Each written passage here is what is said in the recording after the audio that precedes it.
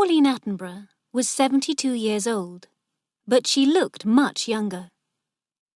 When a soft light shone on her, she could look as young as 30. She had a lovely figure and face, and her nose was a very good shape. Only her big grey eyes made her look older. Pauline had left her husband, Ronald, many years ago. Pauline and Ronald had had 2 sons, Henry and Robert. Henry, the older son, had died when Robert was only 10. Now Robert was 32. He lived with his mother and worked as a lawyer in London. Robert Attenborough did not earn very much money, but this was not a problem. His mother was a rich woman. Pauline's niece, Ciss, also lived in the house. Her father, Ronald Attenborough's brother, had died 5 years ago. Ciss had no money or home of her own. She needed a place to live, so she depended on her Aunt Pauline. Ciss was a big young woman, with dark hair and eyes. She was very shy. She was in love with her cousin Robert, but she had never told him this. Robert was also very shy. He had no confidence in himself. Pauline, Robert and Ciss lived together quietly in a lovely house about 25 miles from London. The house was surrounded by pleasant gardens. It was the perfect house and the perfect life for Pauline. Every day Robert went to work in London. Then when he came home, the 3 of them, Pauline, Robert and Ciss, ate dinner together. During dinner there were always candles on the table. Pauline liked candles because the soft candlelight made her look young and beautiful. The soft light shone on the skin of her bare arms and the soft material of her dress. Pauline shone with happiness. She looked like a beautiful woman of only 32 or 33. After dinner, they had coffee in the warm drawing room. The room was full of lovely furniture. For many years, Pauline had collected furniture and beautiful, unusual pictures from many different countries. She had sold these things to museums for a lot of money. This had made her a rich woman. Pauline, Robert and Ciss chatted together pleasantly. Their conversation was always simple and bright. Then at 8:30, Ciss carried the tray of coffee things out of the room. Robert always stayed and continued chatting to his mother. He always listened to everything that she said. At the side of the house, there was a large courtyard. Ciss had a flat just across the courtyard, above the old coach house and stables. Several years ago, a carriage and horses had been in these buildings. Now Robert kept his car in the coach house. Ciss did not always go to her flat after dinner. In summer, she sometimes sat outside in the large garden. She listened to Pauline's laughter coming from the drawing room. In winter, Ciss put on a thick coat and walked through the garden and down to the little bridge over the stream. She liked to hear the water running under the bridge. She would look back at the lighted windows of the drawing room, where Pauline and Robert were so happy together. Ciss loved Robert. "I believe that Pauline wants Robert to marry me when she dies," she thought. "But Robert is very shy. Perhaps his mother won't die for many years. By that time, it will be too late. Robert will be just an empty man who never enjoyed his life." Sometimes, Ciss stayed in the dark garden until about 10 o'clock, when she saw the light go on in Pauline's bedroom. Robert usually stayed in the drawing room for another hour, then he would go to bed too. Ciss, standing in the garden, wanted to go to him. She wanted to say, "Oh, Robert, this is all wrong." But she could not do this, because Aunt Pauline would hear. So she went to her own rooms. In the mornings, Robert went to London at about 9 o'clock. Pauline rested in bed. She came downstairs at lunchtime. Sometimes she did not leave her bedroom until tea time, but she always looked fresh and young. Pauline always had a rest in the afternoons. When the sun shone, she liked to lie outside and bathe in the warm sun. Behind the stables there was a second, smaller courtyard, which was surrounded by trees. The sun shone right down into this little courtyard, so it was a perfect place for sunbathing. Here, Ciss put a chair for Pauline to lie on, a large umbrella and blankets. If the sun became too hot, Pauline could lie in the shade of the umbrella. One afternoon, Ciss decided to sunbathe too. She found a ladder and climbed up onto the flat roof of the stables. Then she lay down on a blanket in one corner of the roof. The sun shone brightly here, and it was very hot. Ciss was above Aunt Pauline, who lay in the little courtyard below. But Pauline did not know that Ciss was on the roof above her. It was lovely lying in the warm sun and air. The warmth of the sun on her legs and arms made Ciss feel comfortable and relaxed. Suddenly she heard a voice speaking softly, and her heart jumped with fear and shock. "No, Henry dear," said the voice. "It was not my fault that you died instead of marrying Claudia." The voice did not sound human. Where was it coming from? There must be someone on the roof. Ciss lifted her head and looked around, but there was nobody on the roof with her. Suddenly she heard the soft voice again. "No, darling. I said that you would be tired of her in 6 months. I warned you, and it was true. I couldn't do anything more, and you died without ever knowing me again." The voice was silent. Ciss lay on her blanket. It was a beautiful summer afternoon. Did the voice belong to a ghost? Ciss hated the idea of ghosts, spirits, and magic. Then she heard a deep sigh, and the strange voice spoke again. Well, a heart must feel pain, but it wasn't my fault, dear. It is better for a heart to feel pain rather than break from sorrow. And Robert could marry poor, boring Ciss tomorrow if he wanted to, but he doesn't care about her. Ciss sat up quickly. She was very surprised. It was Aunt Pauline talking. It must be Aunt Pauline. Where was she? And how was Ciss hearing her strange whispers? Aunt Pauline must be lying right below her, and she must be using a trick to make her voice sound strange. Aunt Pauline was trying to frighten her. Ciss was still afraid, but she was now thinking more clearly. Ciss lay down again. She knew the story of Henry, Robert's older brother. Henry had been in love with Claudia, a beautiful young actress, but his mother had been against Claudia and had laughed at Henry. Henry had become ill with a brain disease and died at the age of 22.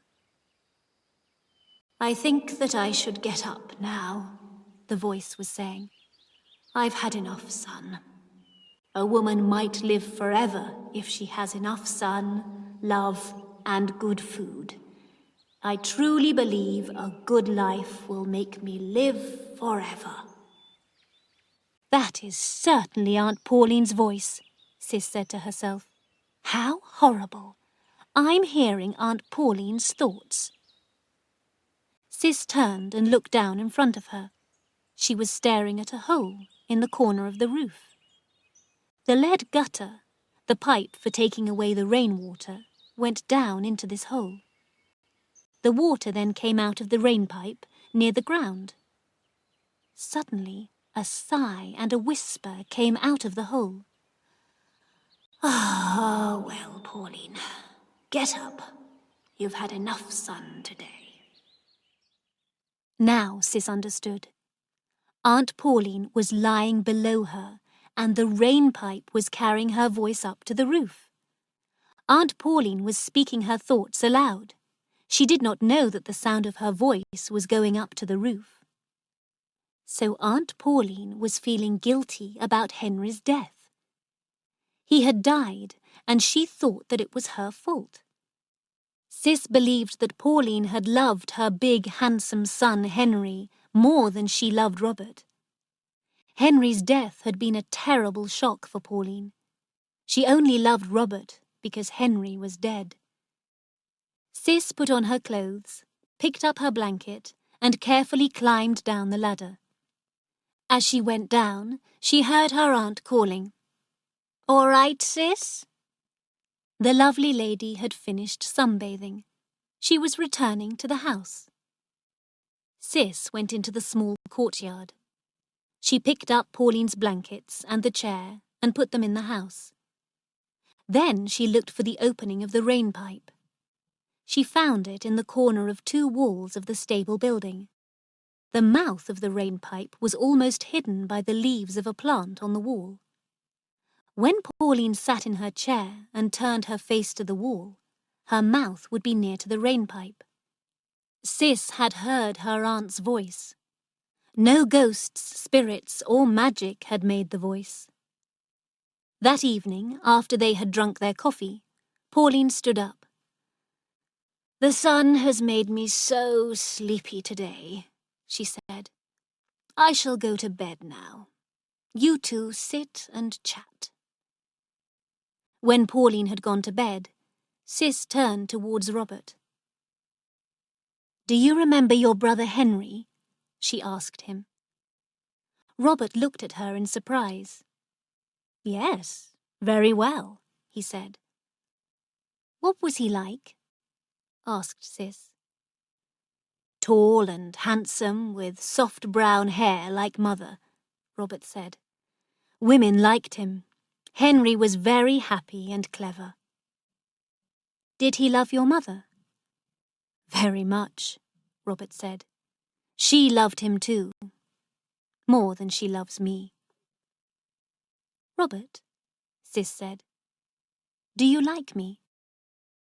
Ciss saw Robert's face become pale. "Yes," Robert said, "I like you very much." "Will you kiss me?" "Nobody ever kisses me," Ciss said. Robert looked at his cousin with fear in his eyes. Then he stood up and kissed her gently on the cheek. Ciss held Robert's hand and pressed it against her breast. "Come and sit with me in the garden," she said. "But what about Mother?" he said. He was nervous and shy. Ciss smiled a little and looked into his eyes. Suddenly Robert's face became red. A few minutes later, she left him and went to her flat. The sunny weather continued. It was now July. Every afternoon, Pauline sunbathed in the small courtyard, and Ciss lay on the roof above the stables, listening. But the sound of Pauline's voice did not come up the pipe again. After dinner in the evenings, Ciss waited in the garden. She saw the light go on in her aunt's bedroom. She saw the lights go out in the drawing room. She waited, but Robert did not come into the garden. Then one night, he came out and walked towards her. Ciss stood up and walked softly over the grass to him. "Don't speak," Robert whispered. They stood together, looking up at the stars in the dark sky. "How can I ask you to love me?" he said. "And how can I marry? I haven't made much money, and I can't ask my mother for money." "Then don't worry about marrying yet," Ciss said. "But do love me a little." Robert gave a short laugh. "It's hard to begin," he said. They sat down, and he held her hand. At last she said good night, stood up, and went indoors. The next day, Ciss lay on the roof sunbathing. Suddenly she heard her aunt's voice from the hole in the lead gutter. First, Pauline spoke in Italian. Then she spoke in English. "No, Robert dear," said Pauline's voice. "You will never be the same kind of man as your father. But you look like him. Mauro was a wonderful lover. Mauro, Mauro, how you loved me." The voice stopped speaking. Ciss realized that her aunt had a secret. Pauline's husband, Ronald, had not been Robert's father. Robert's father had been an Italian man called Mauro. "I'm disappointed with you, Robert," continued Pauline's voice. "Your father was a priest, but he was the best lover in the world. You are like a cold fish, and Ciss is like a cat who is trying to catch you." Ciss suddenly put her mouth near the hole in the rainpipe and spoke. "Leave Robert alone," she said in a deep voice. "Don't kill him too." There was a silence. The hot afternoon sun shone on the flat roof of the stables. Ciss listened, with her heart beating quickly. At last she heard her Aunt Pauline whisper the words, "Did someone speak?" Ciss spoke again into the hole of the lead gutter. "You killed me," she said in a deep, terrible voice. "Don't kill Robert too." "Ah!" said Pauline, giving a little cry. "Who's speaking?" "Henry," said Ciss in the same deep voice. There was silence again. "I didn't kill you, Henry," said Pauline. "No, no, Henry, it wasn't my fault. I loved you, my dearest boy. I only wanted to help you." "You killed me," Ciss said in the deep voice. "Now let Robert live. Let him go. Let him marry." "Henry," said Pauline, "are you a ghost? Have you come to punish me for your death?" "Yes, I have come to punish you," said Ciss, in a terrible, frightening voice. She was very angry with Pauline. She felt that her anger was going down the rainpipe to her aunt. At the same time, she almost laughed. This was a very funny conversation. Ciss lay and listened. No sound came from the rainpipe. The afternoon had become cooler. Yellow and grey clouds had covered the sun. There was a roar of thunder. A storm was coming. Ciss dressed quickly, went down the ladder, and ran to the corner of the stables. "Aunt Pauline," she called, "did you hear thunder?" "Yes, I am going indoors," her aunt replied in a weak voice. "Don't wait for me." Ciss watched her aunt go inside the house. The sky was growing darker. Ciss took the blankets and the chair and hurried inside. Then the storm began. Pauline did not come downstairs to tea because she did not like thunder. Robert did not arrive home until after tea. By this time, the rain was pouring down. Ciss went to her flat and got ready for dinner. She put on a pretty white dress and fastened some white flowers at her breast. When she went into the drawing room, Robert was waiting. He was standing by the drawing room window and listening to the rain falling. He now had a different look on his face as he watched her. The drawing room was lit by the soft light of a table lamp. Ciss walked towards the bookshelves near the door. When she heard the door opening softly, Ciss suddenly turned on the switch of the ceiling light. Her aunt, wearing a black dress, stood in the doorway. The strong, hard light showed her face clearly. Pauline was wearing makeup, but her face looked old and full of hate. "Oh, Aunt," cried Ciss. "Mother, you look like a little old lady," said Robert, in a shocked voice. "Aren't we going to eat dinner?" asked Pauline, angrily. Pauline sat at the table, getting angrier and angrier. She looked very, very old and very ugly. Ciss and Robert watched each other. He was very shocked by his mother's face. Pauline ate her dinner quickly, like a hungry dog. As soon as they had finished eating, she ran towards the stairs. Robert and Ciss followed her from the room. "You pour the coffee. I hate it," said the old woman quickly. "I'm going to bed. Good night." There was silence. At last, Robert said, "I'm afraid that Mother isn't well. She must see a doctor." "Yes," said Ciss. The rest of the evening passed in silence.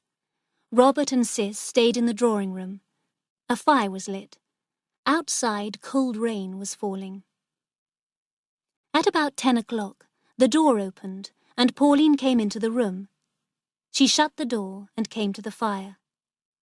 Then she looked at Robert and Ciss with hate in her eyes. "You two should get married quickly," she said in an ugly voice. "You are so much in love." Robert looked up at his mother. "You believed that cousins should not marry, Mother," he said quietly. "You told me that often." "I do believe that cousins shouldn't marry," replied Pauline. "But you're not cousins. Your father was an Italian priest, Robert.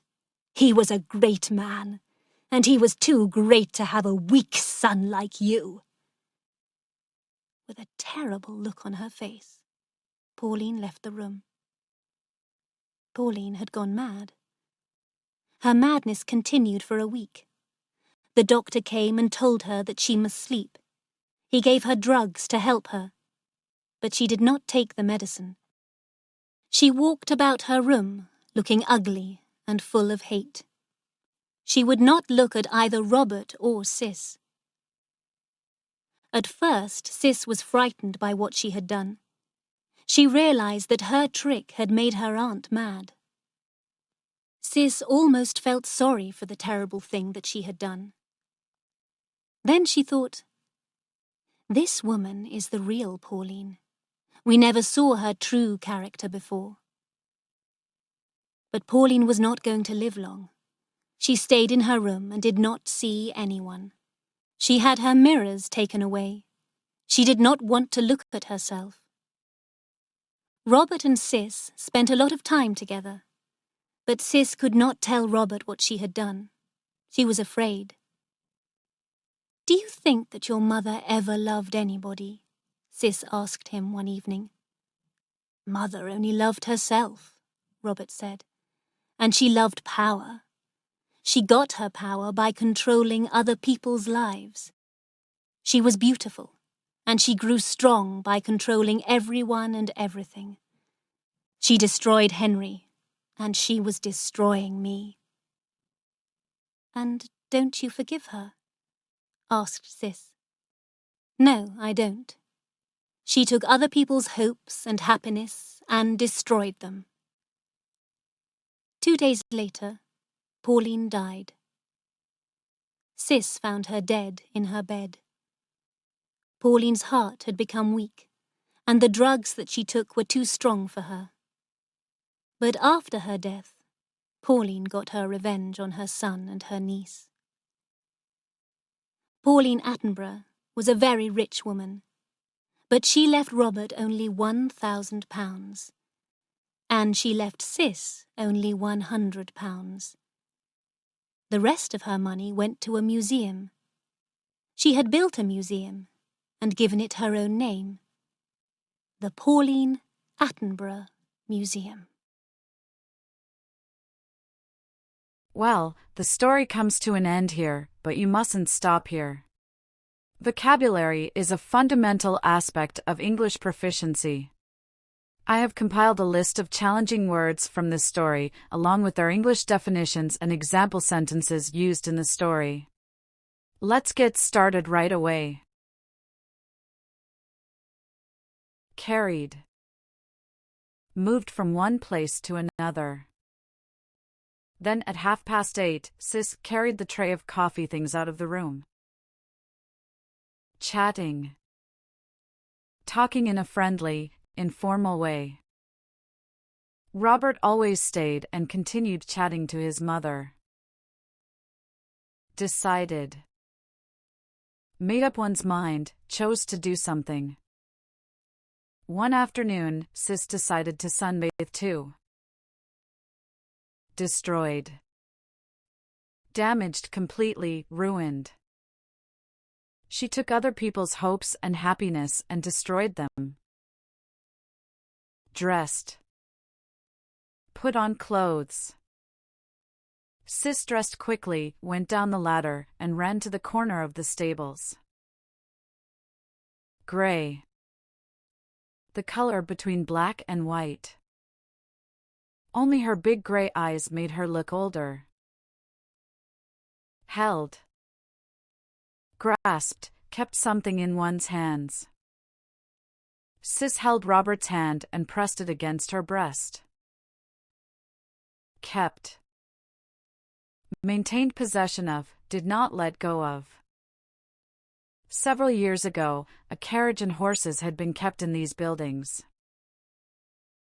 Liked. Enjoyed, was pleased by. She liked to hear the water running under the bridge. Lit. Illuminated with light. The drawing room was lit by the soft light of a table lamp. Married. Joined in marriage, wedded. You two should get married quickly, she said in an ugly voice. Needed. Required, was necessary. She needed a place to live. Opened. Unlocked, unclosed to allow entry. At about 10 o'clock, the door opened and Pauline came into the room. Passed. Went by, elapsed. The rest of the evening passed in silence. Picked. Selected, chose something.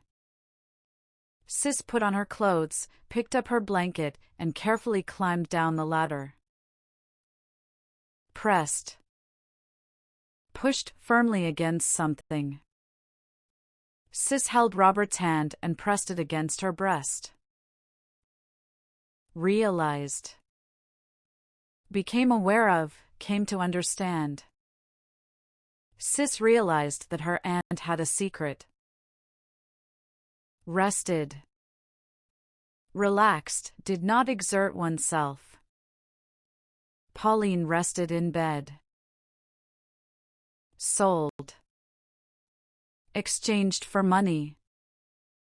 She had sold these things to museums for a lot of money. Staring. Looking fixedly, gazing intently. She was staring at a hole in the corner of the roof. Stopped. Ceased moving, came to a halt. The voice stopped speaking. Sunbathe. Sat or lay in the sun to tan. One afternoon, Ciss decided to sunbathe too. Surrounded. Encircled on all sides. The house was surrounded by pleasant gardens. Taken. Removed, carried away. She had her mirrors taken away. Tea time. Time for drinking tea, afternoon. Sometimes she did not leave her bedroom until tea time. Turned. Rotated, changed direction. Ciss turned and looked down in front of her. Understood. Comprehended, grasped the meaning of. Now Ciss understood. Wearing. Dressed in, had on one's body. Her aunt, wearing a black dress, stood in the doorway. Whispered. Spoke very softly and quietly. Don't speak, Robert whispered. Worked. Performed labor, job duties. He lived with his mother and worked as a lawyer in London. Now, are you ready to test your understanding of the story? Let's see how well you were paying attention. How old is Pauline Attenborough? Who does Pauline live with? What happened to Pauline's older son Henry? Who is Robert's real father? How does Pauline keep looking young? Where does Ciss secretly listen to Pauline talking to herself? What does Ciss pretend to be to trick Pauline? What happens to Pauline after Ciss tricks her? How much money does Pauline leave Robert in her will? Who does Pauline leave most of her money to? How does Pauline get her revenge after death? How does Robert feel about his mother after her death? Why doesn't Ciss tell Robert she tricked his mother? Do Robert and Ciss get married? What is the main theme of the story? Thank you for watching. Please take a moment to hit the like button and subscribe to my channel. Your support really motivates me to keep creating content. I appreciate you all, and I'll see you in the next video.